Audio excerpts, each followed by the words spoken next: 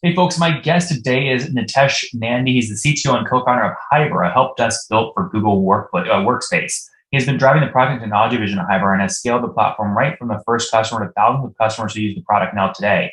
He's passionate about building products which are used and loved by people globally. Nitesh, are you ready to take us to the top? Yes, let's All get right. started. All right. So tell me a little bit about Hyber. So when you say help desk for Google Workspace, maybe give an example of how a customer is using you today. We have close to 1,700 businesses globally using the product. And give me an Uh, example of one of them. How do they use you? Typically, customer support teams would say there is a travel vacation rental company, and they would be servicing their customers through a email channel where the customers write to them, and they need to respond and resolve their queries. So, however, lets them set up that shared mailbox where they can write to and they can respond to the customers and resolve their queries, like a typical ticket management, but built right out of Gmail. Do you when I open up Hyver on Google Workspace Marketplace, I see you've got 70 reviews, you have over 270,000 downloads. Is this your main distribution channel? There are two distribution channels. We have the Google Marketplace as one of the channels. The other channel is the Chrome App Store. You can install Hyver as a browser extension and then proceed and use the product from there too.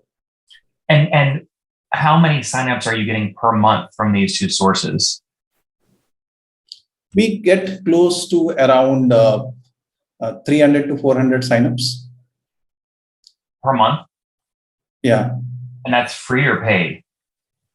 This is including free and paid. Interesting. And I guess take me down the funnel. So what do you know that a new company has to do in the first day or two to increase the chances they convert to paid? Sure. So it is very important for the product to become valuable as soon as possible for the onboarding customer. That would mean they should see value immediately. We help the customers to get the first win as quickly as possible, which is setting up their shared mailbox and ensuring that the first email comes in, and they can assign that email to an agent and see how the complete process works. Once that flow is done, that is a big win for the customer, and then we start onboarding the higher, more advanced features on the product, which kind of exposes more value to them gradually. And what do So these customers today, what do they pay you on average per month to use Hyper? we have different subscription plans. So we start from a $15 per month per user seat, and we go till $59 per month per user. Typical business might have maybe 10 to 20 users, but it can even be bigger accounts where we have more than 100 to 100 users on the same account. So $50 to $59 a seat, if we sort of take something in the middle at $30 a seat times a 20-person team, is it fair to say the average company might pay you 500 or $600 a month? That is right. Okay, and that's up a lot because I don't know if you remember this. I had you back on the show in 2018. Do you remember that? That might be my co-founder Neeraj. Okay. Oh, what's going on there, YouTube? Good to see you guys. Now imagine this. You love watching these interviews with SaaS founders, but imagine if we took all of the valuation data out from over 2,807 interviews I've done manually. Saves you a lot of time. Well, we've done this. We've built it into the beautiful interface inside of FounderPath. Check this out. I'll show you how you can access this in a second, but you log in, you connect your Stripe account, you see your valuation real time, you can see what it changed over the past 88 days, and even set goals for valuation this year. Now, the secret to valuation is there's many different ways to value a SaaS business. So the reason you're going to see 3 or 4 different valuations inside of your FounderPath dashboard, this is all free by the way, is because depending on who's doing the buying of your SaaS company, you're going to get a different valuation. A VC is going to pay a different valuation. Private equity firm is different. If you're going to do a minority sale, that's different. And if you sell the whole business, that's a different valuation. You can see all those when I hover over here. Right, so the teal is what a VC would pay, yellow is what private equity, and red is if you sold the whole thing outright. Now, what's cool about this is not built off random data. Again, you guys hear these interviews on YouTube. All these data are built from real-time valuation data points founders share with us on the show. So traction, 1.2 million, seed round, 3.7 raise. They sold 22% of their business. Go in here and filter by the event. Maybe you only want to see companies that have sold the whole business. Well, here are a bunch that have been acquired, the valuation and the multiple. Maybe you're going out right now and you're raising your seed round. Well, go in here and look at all this recent seed deals that went down, what they raised, what valuation they raised at, and what percent that they sold. There's never been a larger data set of SaaS valuations than what you can get now inside of FounderPath, and we're thrilled to bring it to you. All right, we're going to go back to the YouTube video here in a second, but if you want to check this tool out, if you want to jump in and sign up, you can check it out for free to get your valuation at this link, founderpath.com/products/valuations. Or if you go to founderpath.com and hover over products, click on get your valuation here, and go ahead and sign up to give it a whirl. Again, all that valuation data live right inside the platform. I hope to see you there. All right, let's jump back into the interview. I'll have to go look that up. But if you remember back then, what he or you told me was that your guys' average ARPU was only $115. So you've almost 4 or 5x what the average customer is paying you per month. Was that intentional? Yeah, that is right. And that is intentional. We have invested a lot on the product to take it to that place. And that's definitely helping us. Mm-hmm.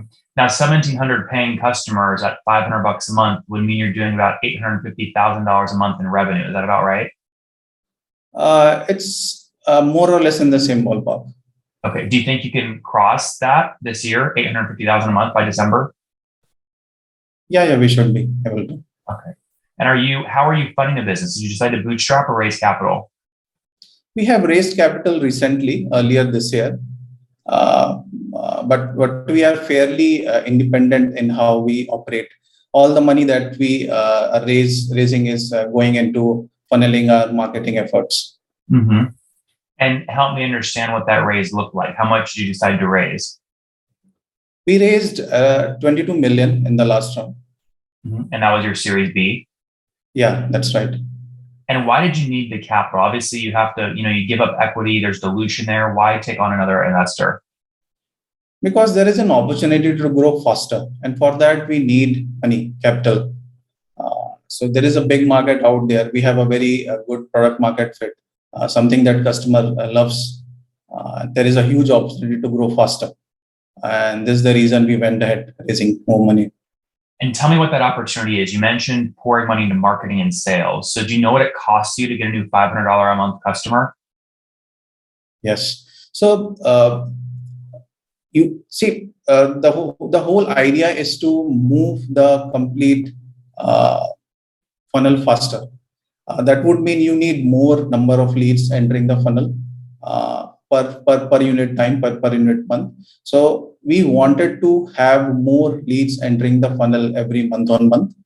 And for that to happen, usually your cost to acquire per customer would increase. It will not be as optimal as it would have been before.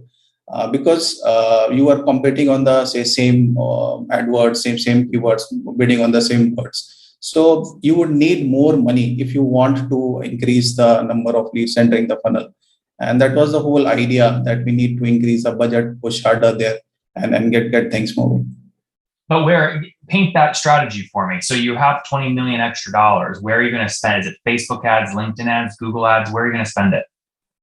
It's a mix of many things, but yeah, primary focus is Google ads for us. Mm-hmm. And so how much do you have to spend to get a lead from Google? We spend close to around 1,600 to get a customer from Google. At $1,600. Okay, and is that just on Google Ads? That is on Google Ads, right? Okay, so regular Google Ads on Google Ads, and you spend $1,600 to get a $500 a month customer. Yes. Okay, so that's obviously good payback, right? That's a 3-month payback. Any other strategies you plan to use besides Google Ads? We go heavy on content. So you would see that we produce a lot of content. We do a lot of blog posts. guest posting. That is also part of the strategy. A lot of organic traffic also comes in through all the blogs and the guest posting that we do. Is it, excuse me, is there a particular keyword that you optimize for that brings in a lot of your traffic? We focus on help desk for Gmail, Google Workspace. That is something which is very, very targeted for us. So if I type in help desk for Gmail in search, you guys should rank pretty high, right? Yes. So Yes. So I'm seeing obviously Google's organic listings, and then obviously you guys are running ads there, and then you are the first. You guys are the first non-Google listing, and then there's Front and a bunch of the others that are competing with you. That is true. Is that who you see your biggest competitors at Front? Sorry, come again. Is that who you believe your biggest competitor is? Would it be Front? To some extent, yeah, because the approach that they have taken is somewhat similar. But we have used Gmail as our canvas and built the product on top of that. Yeah. Are there any downsides to that? There are definitely a lot of advantages, but from a downside standpoint, we are limited with whatever Gmail allows us to do on the interface and on the products front.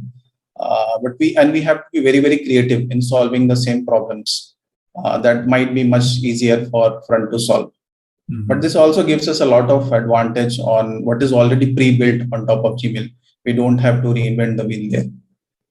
And Nitesh, obviously spending $1,600 to get a customer, you want to keep them as long as possible. So what is your churn today and how do you try and improve that?